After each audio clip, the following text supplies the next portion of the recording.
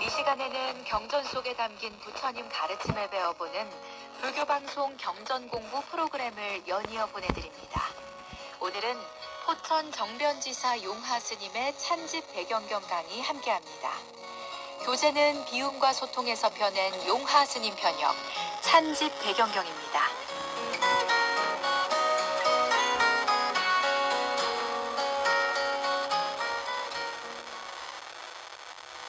안녕하세요. 오늘도 BBS 불교방송 경경공부에 오신 걸 감사드리며 알기 쉽고 이해하기 쉬운 부처님 인과 말씀 찬집 배경경을 강독하겠습니다. 먼저 규경계를 봉독하겠습니다.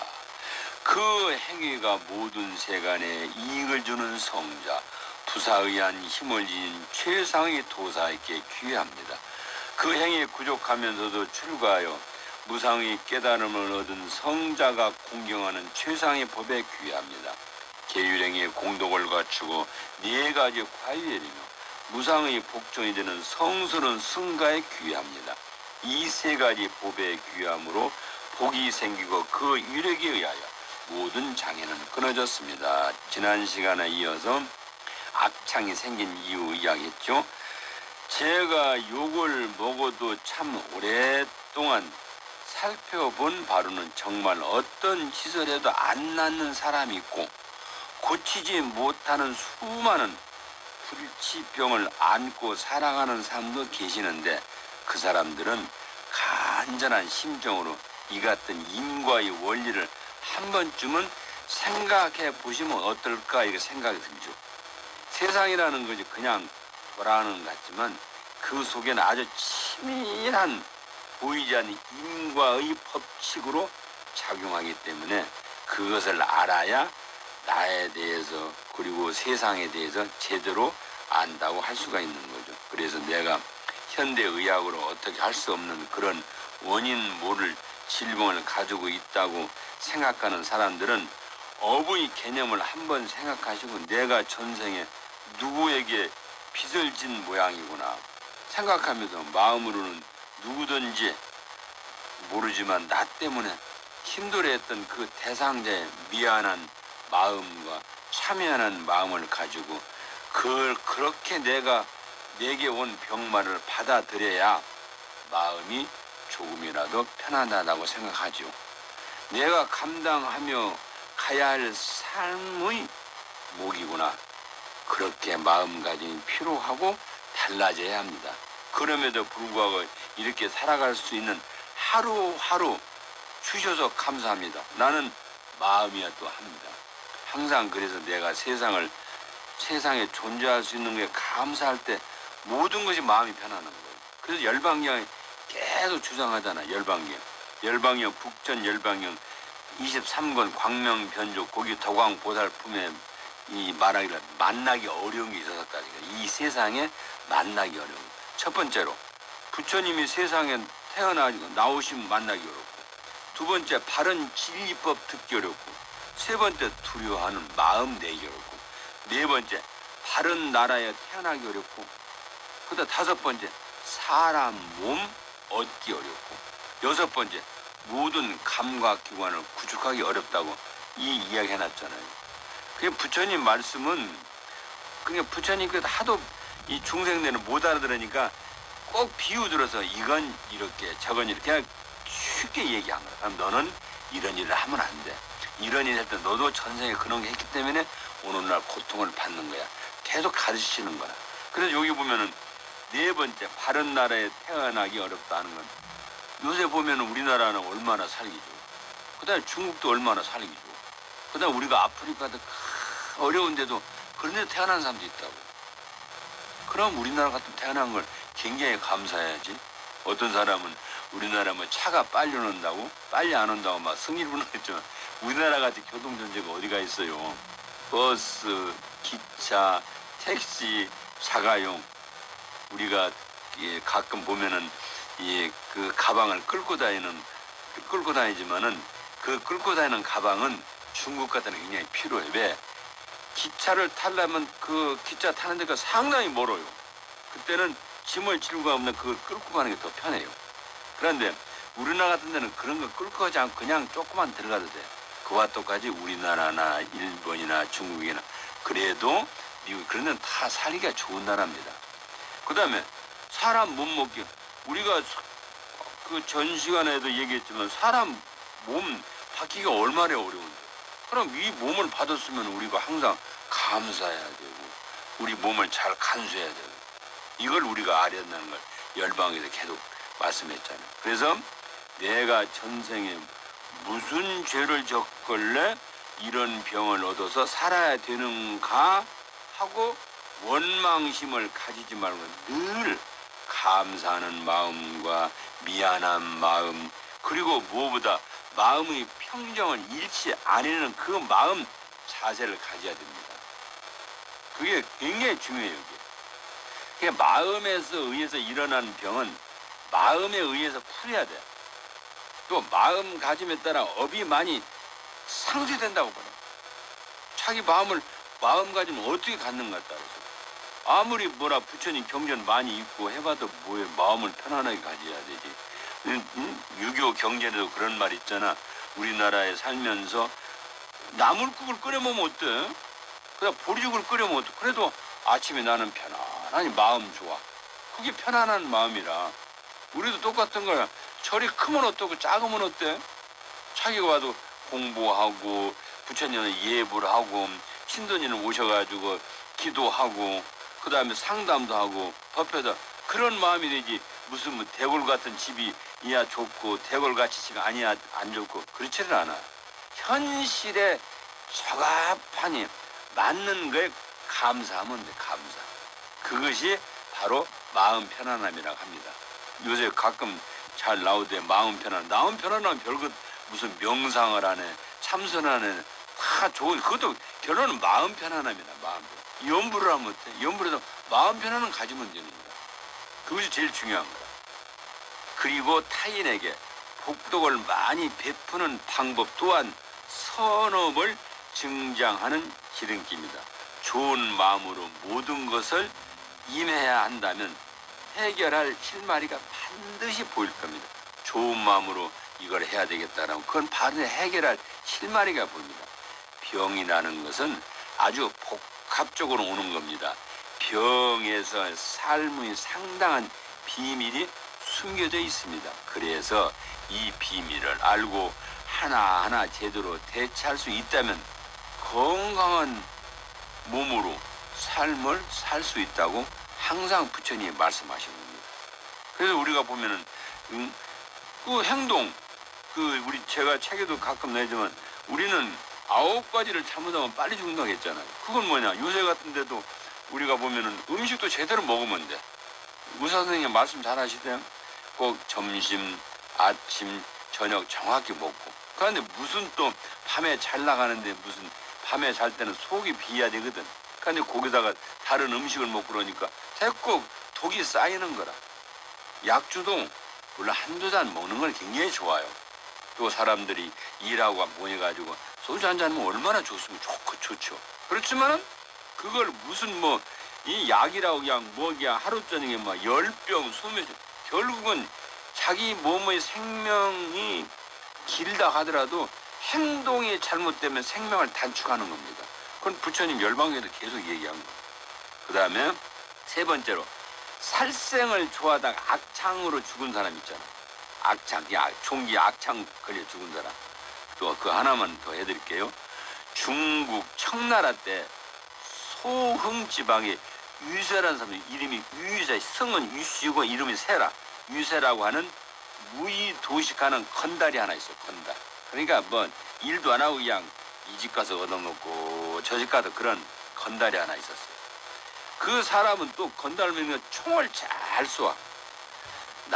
그 총 쏘는 재주는 남들보단 몇 배 해가지고 어떤 짐승이든지 보기만 한 그 사람 뛰어나게 잡아. 또 특히나 새들을 잘 잡아서 총으로 쏘아가지고 새를 잡으면 팔기도 하고 요리도 하면 술안주로서 많이 먹었단 말이에요. 그 사람 손에 죽은 새는 헤아릴 수 없습니다. 그가 또 강에 나가서 장어나 개구리나 물고기를 잘 하나 거북이도 잘 잡았다고 그랬어요. 심지어 그 사람은 독약을 넣어 새를 잡기도 했고 둥지를 허무는 등 나쁜 짓을 골라 한 거라. 아니 새만 잡으면 되지 둥지까지 헐어버리는 거라. 그 둥지는 놔둬야지. 가끔 보면은 새 새끼를 잡고 뭐 새알을 애들이 간다 둥지는 못 오게 하잖아 어른들이. 야 둥지만은 놔둬라. 그걸 다음에 또 날 거냐. 그런데 어떤 사람들은 둥지까지 이 사람이 유세한 사람은 그런 꼴을 가진 사람이야. 이 사람이 또 불교 신자들이 유세라는 사람한테 너무 살생하면 하지면 안 돼. 그렇게 너무나 살생을 자기한테 꼭 자기를 해할로 하는 짐승은 몰라도 가서 쫓아가서 죽일 필요는 없잖아. 마치 뱀이 어디 가다가 뱀이 그냥 도망가면 놔둬. 그런데 쫓아가다 뱀을 죽이는 사람이 있다고. 그렇게까지는 할 필요 없다는 거지. 그러니까 농업으로 그런 살생하지 말고 농사도 짓고 나무대에서 이렇게 건전하게 살아갈 수 있는 걸로 해. 이렇게 이제 권장을 하는 거라 불교 신자들이. 근데 그 사람 유세라는 사람은 그 사람들의 충고를 듣지 않고 나무 일에 간섭하는 오히려 그 사람들을 미워하고 욕하고 막 성질을 부리는 거야. 그냥 남의 충고를 예 저도 그렇게 하겠습니다 이렇게 하는 게 아니고 성질만 부리는 거야. 그런 생활이 길어지자 그 죄업이 갈수록 깊어져 결국 악창 종기병을 얻어버린 거야. 온몸에 난 두드러기 같은 산 비둘기 알만치나 그냥 살이 볼록볼록 올라 그 볼록볼록 올라온 게 마치 그냥 그 새알 같이 생겨가지고 두드러기는 속은 쇠구슬 같은 것들이 콱 들어 단단하고 한데 그 건드리기만 또 그렇게 아파.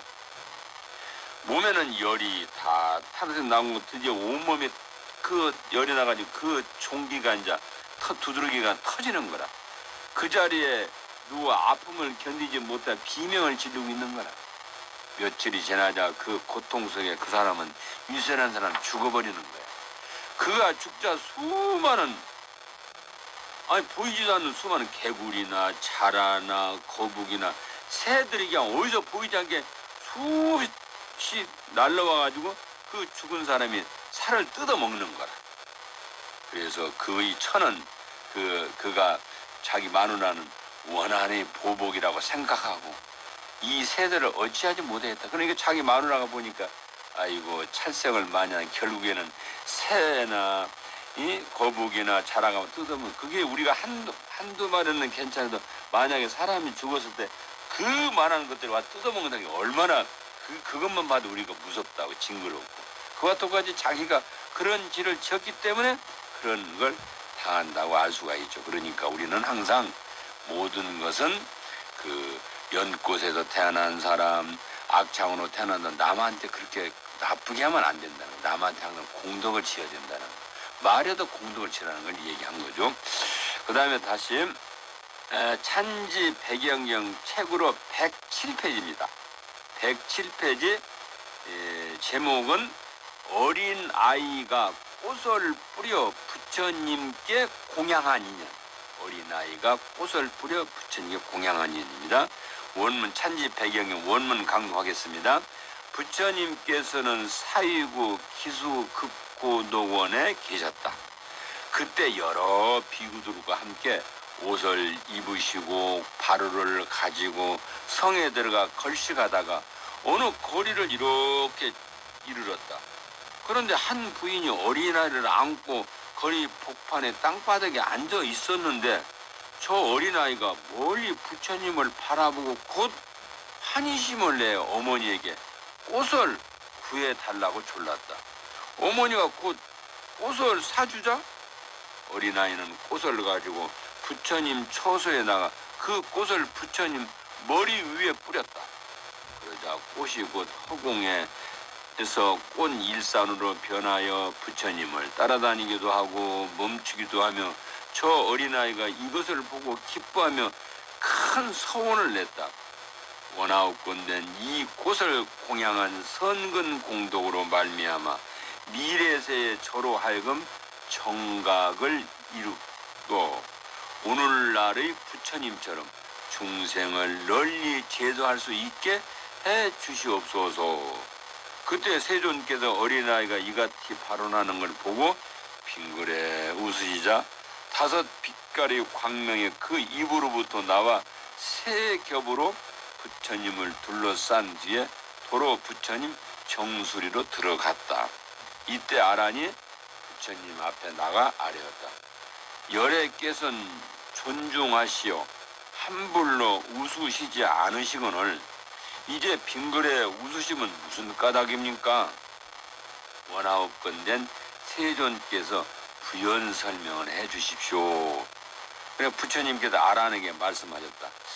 너는 이제 꽃을 가지고 나에게 공양하는 저 어린아이를 보았느냐? 아란이 예 보았습니다.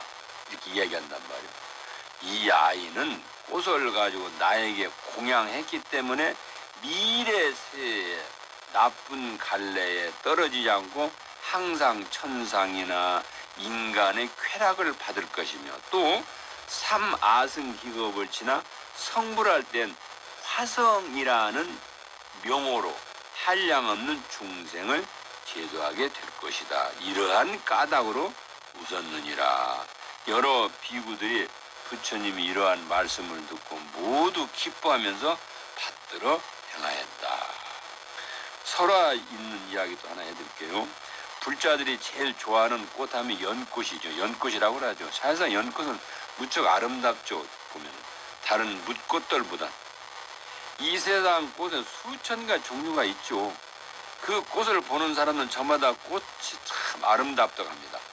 봄에 피는 진달래, 개나리, 목련꽃을 좋아하는 사람도 있고 여름에 피는 살구꽃, 백꽃, 복숭아꽃, 장비꽃, 장미꽃을 좋아하는 사람도 있고 가을에 코스모스, 칸나꽃을 좋아하는 사람도 있고 겨울에 피는 동백꽃, 난초, 홍매화를 좋아하는 사람도 많죠.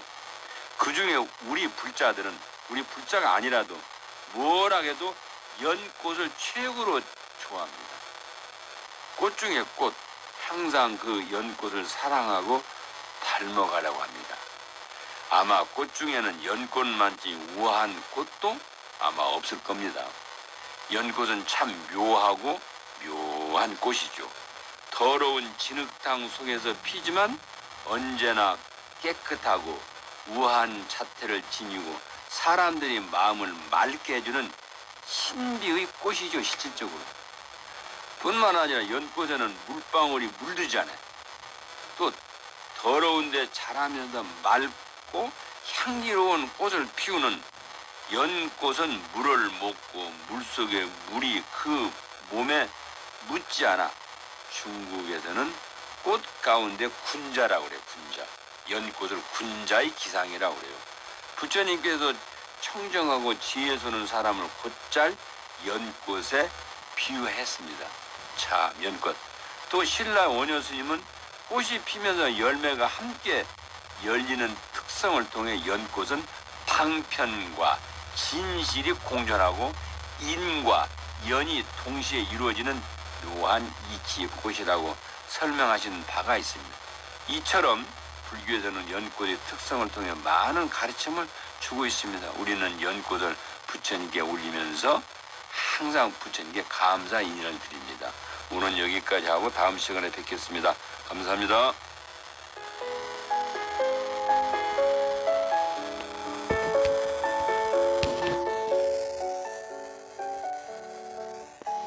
지금 여러분께선 경전공부 스페셜과